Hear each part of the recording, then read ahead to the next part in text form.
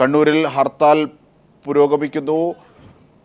സമാധാനപരമായി RSSന്റെ കൊലപാതക രാഷ്ട്രീയത്തിൽ പ്രതിഷേധിച്ച്, സംഘപരിവാർ കൊലപാതക രാഷ്ട്രീയത്തിൽ പ്രതിഷേധിച്ച് ആണ് കണ്ണൂരിൽ ഹർത്താൽ CPIM ഹർത്താൽ പ്രഖ്യാപിച്ചതും തുടരുന്നതും.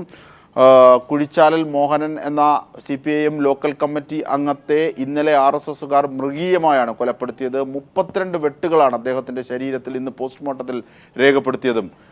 ഇതിൻ്റെ വിവരങ്ങൾ കൂടിയാണ് ഞങ്ങളുടെ പ്രതിനിധി കുട്ടൻ തന്നത്. ഹർത്താലിൻ്റെ വിവരങ്ങളുമായി ജോഷില ഒരിക്കൽ കൂടി ചേരുമ്പോൾ. ജോഷില, ഹർത്താൽ പുരോഗമിക്കുകയാണ്.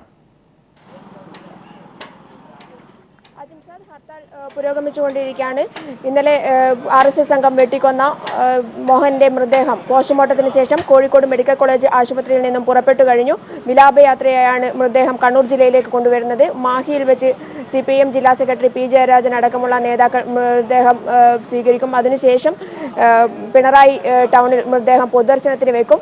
അതിനുശേഷമായിരിക്കും മോഹൻ്റെ പ്രസിഡന്റായിരിക്കുന്ന വാളാങ്കിച്ചാലിലെ വായനശാലയ്ക്ക് സമീപം പൊതുദർശനത്തിന് വെക്കുക. ഏകദേശം 1:30 മോഹൻ്റെ വീട്ടുവളപ്പിൽ മൃതദേഹം സംസ്കരിക്കും. കണ്ണൂർ ജില്ലയിലെ ഹർത്താൽ സംബന്ധിച്ച് കണ്ണൂർ ജില്ലയിൽ ഹർത്താൽ വളരെ സമാധാനപരമായി നീങ്ങുകയാണ്. കടകമ്പോളങ്ങളെല്ലാം തന്നെ അടഞ്ഞുകിടക്കുകയാണ്. വാഹനങ്ങളെ ഹർത്താലിൽ നിന്നും ഒഴിവാക്കിയിട്ടുണ്ട്. എന്നാൽ പോലും ചുരുക്കം ചില വാഹനങ്ങൾ മാത്രമാണ് ഇപ്പോൾ റോഡിൽ ഇറങ്ങിയിട്ടുള്ളത്. മാത്രമല്ല അന്യ ജില്ലകളിൽ നിന്നും വരുന്ന വാഹനങ്ങളും മാത്രമാണ് റോഡിൽ ഇറങ്ങിയിട്ടുള്ളത്. ഹർത്താലിനോട് പൊതുജനങ്ങൾ പൂർണ്ണമായും സഹകരിക്കുന്ന അവസ്ഥയാണുള്ളത്.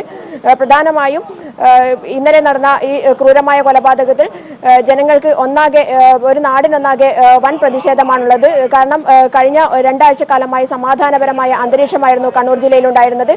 ആ ഒരു സമയത്താണ് ഏകപക്ഷീയമായ ഒരു ആക്രമണം ഉണ്ടാകുന്നത്.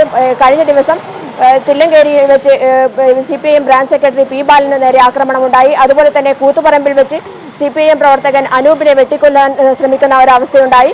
അനൂപിന്റെ പ്രതിരോധം ഒന്നുകൊണ്ട് മാത്രമാണ് ആ സമയത്ത് രക്ഷപ്പെട്ടത്. അതുപോലെ തന്നെ കണ്ണവത്തും CPIM പ്രവർത്തകന് നേരെ ആക്രമണമുണ്ടായി. ഇതിന്റെ എല്ലാം ഏറ്റവും ഒടുവിലത്തെ ഇര എന്നുള്ള രീതിയിലാണ് ഇന്നലെ മോഹന് നേരെ ആക്രമണമുണ്ടായത്. യാതൊരു തരത്തിലുള്ള പ്രകോപനവും ഇല്ലാതെ ഇന്നലെ ആക്രമണം നടക്കുകയായിരുന്നു. വളരെ ക്രൂരമായ രീതിയിലുള്ള വധമാണ് ഇന്നലെ നടന്നത്. അതുകൊണ്ട് തന്നെ ജനങ്ങൾ ഒറ്റക്കെട്ടായി പ്രതിഷേധിക്കുന്ന ഒരവസ്ഥ കണ്ണൂർ ജില്ലയിലുണ്ട്. അതുകൊണ്ട് തന്നെ കൃത്യമായും ഹർത്താലിനോട് ജനങ്ങൾ പ്രതികരിക്കുന്ന ഒരവസ്ഥയുണ്ടായിട്ടുണ്ട്. ഹർത്താൽ പൂർണ്ണമായും വിജയിപ്പിക്കുന്ന ഒരവസ്ഥയിലേക്കാണ് നാട് നീങ്ങുന്നത്. തീർച്ചയായും. അതായത് മുഖ്യമന്ത്രി LDFന്റെ വിജയ ആഹ്ലാദ പ്രകടനത്തിനിടെ പോലും കൊലപാതകം നടത്തി, വണ്ടി ഇടിച്ചു കയറ്റി, അങ്ങനെ RSS പ്രകോപന പരമ്പര ഈ ഘട്ടത്തിൽ തന്നെ തുടരുകയായിരുന്നു.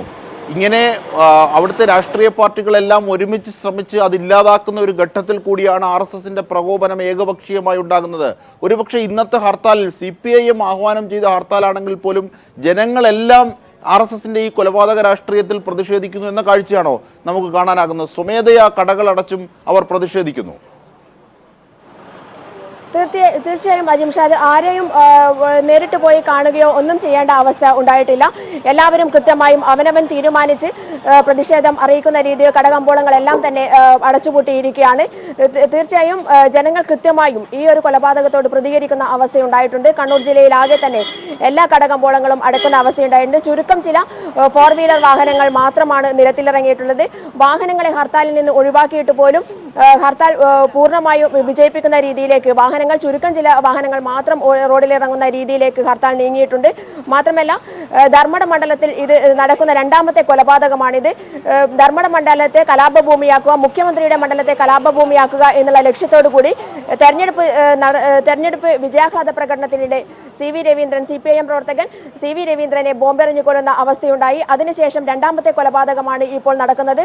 ഇതുകൊണ്ട് തന്നെ ഇന്നലെ CPIM ജില്ലാ സെക്രട്ടറി P ജയരാജൻ പറഞ്ഞതുപോലെ ധർമ്മടത്തെ അല്ലെങ്കിൽ കണ്ണൂർ ജില്ലയെ കലാപഭൂമിയാക്കുക, സംഘർഷഭൂമിയാക്കുക എന്നുള്ള കൃത്യമായ അജണ്ടയോടുകൂടി RSS നടത്തിയ ഗൂഢാലോചനയുടെ ഫലമാണ് ഈ വധം. അതുകൊണ്ട് തന്നെ RSSന്റെ ഗൂഢാലോചന കൃത്യമായി അന്വേഷിക്കണം. കൃത്യമായ രീതിയിലുള്ള സമഗ്രമായ രീതിയിലുള്ള അന്വേഷണം ഈ കൊലപാതകത്തിൽ നടത്തണം എന്നുള്ള ആവശ്യമായിരുന്നു ഇന്നലെ CPIM ജില്ലാ സെക്രട്ടറി P ജയരാജൻ ആവശ്യപ്പെട്ടിട്ടുള്ളത്. ഇത്തരത്തിൽ കണ്ണൂർ ജില്ലയെ കലാപഭൂമിയാക്കുക എന്നുള്ള ലക്ഷ്യത്തോടുകൂടി തികച്ചും ഏകപക്ഷീയമായ ഒരു ആക്രമണമാണ് കഴിഞ്ഞ 1 മാസക്കാലമായി കണ്ണൂർ ജില്ലയിൽ ജനങ്ങൾ കണ്ടുകൊണ്ടിരിക്കുന്നത്. അതുകൊണ്ട് തന്നെ അതിനോടുള്ള ഒരു വൻ പ്രതിഷേധം എന്നുള്ള നിലയ്ക്ക് ഹർത്താൽ പൂർണ്ണമായും വിജയിപ്പിക്കാൻ ജനങ്ങൾ ഒന്നടങ്കം ഒറ്റക്കെട്ടായി ഇറങ്ങിയിരിക്കുന്ന കാഴ്ചയാണ് നമുക്കിന്ന് കണ്ണൂരിൽ കാണാൻ കഴിയുക.